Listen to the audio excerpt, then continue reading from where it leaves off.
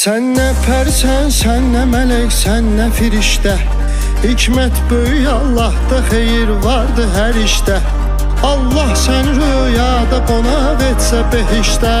Heç vaxtı deməzsən ki bu dünya nə ləzzətdir. Heç vaxtı deməzsən ki bu dünya nə ləzzətdir. İnsan oyan artıq, niyə qəflətdə yatırsan? Allaha yaxınlaş son əgər həqqə çatırsan. Məsum yaranırsan, sonra çirkabə batırsan. Gül bağına əkirsən, əməlindən tikan insan.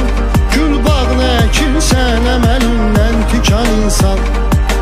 Vüsal Allahadırsa arzuların fərqi nədir? Mənbəyi birdirsə qardaş, suların fərqi nədir?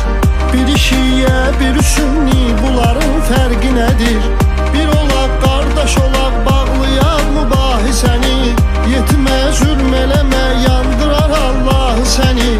Özü yandırmasa da yandırar Allah səni. Cəhd elə vüqar ömrüğü mənalı keçirt ki, iz qoydu desinlər, deməsinlər yaşı getdi. Cəhd elə vüqar ömrüğü mənalı keçir ki, iz qoydu desinlər, deməsinlər yaşı getdi. Bədbəxtdir o aşıq ki, könül sildaşı getdi. Ömrün nədir mənası, ömür yoldaşı getdi. Bədbəxtdir o aşıq ki, könül sildaşı getdi. Ömrün nədir mənası, ömür yoldaşı getdi.